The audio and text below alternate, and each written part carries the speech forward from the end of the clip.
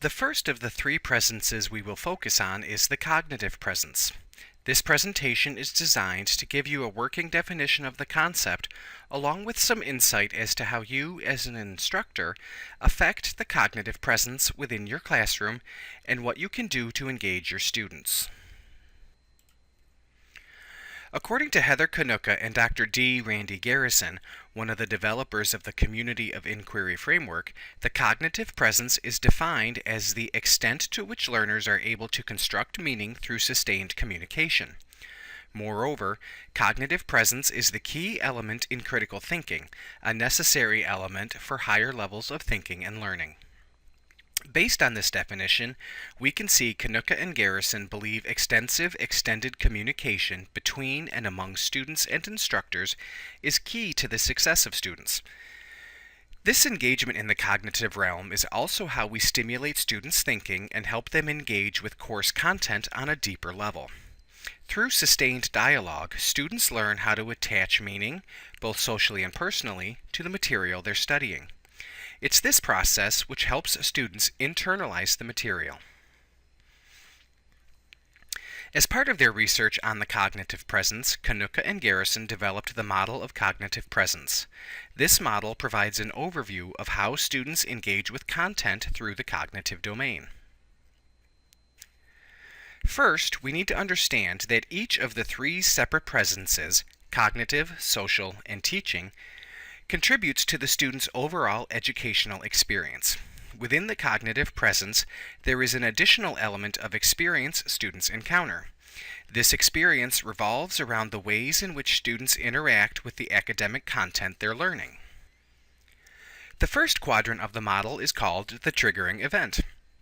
The event, or required learning in this instance, triggers something within the students. In most cases, it's a feeling of dissonance.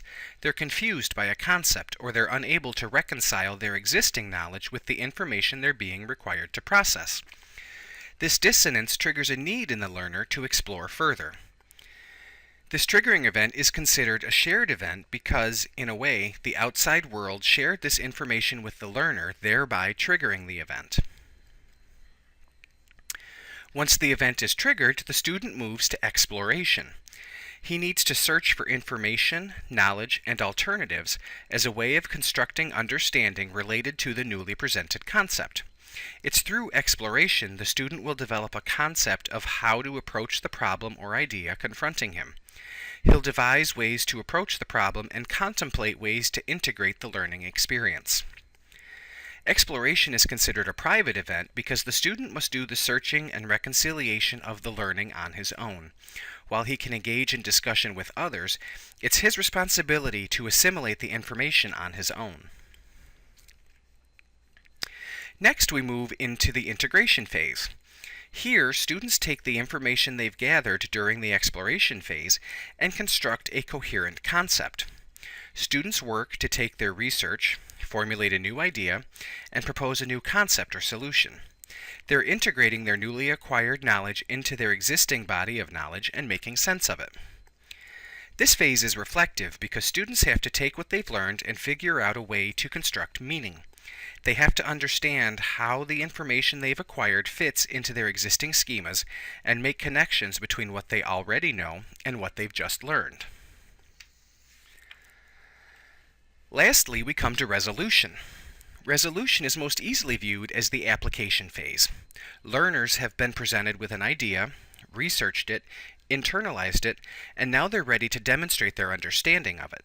There are several ways students can demonstrate their knowledge. However, for the purposes of this presentation, we're going to focus our attention on discourse as the means of demonstration. Students are able to exhibit their understanding by participating in the community of inquiry through sharing what they've learned and engaging in an active dialogue with their classmates. This dialogue allows students to fine-tune their understanding and demonstrate their mastery of the concept. The last piece of the model of cognitive presence is designed to show the cyclical nature of the process. Students are called to action, examine their perceptions of the concepts, deliberate on what they know and don't, develop a new concept, and move back into action by demonstrating their understanding of the learning. Students construct meaning from their experiences. The process outlined here can take place time and time again, while each iteration can find students at different starting points. Like all learning, the model presented here is not static and confining. Students can start wherever they are based on their previous experiences.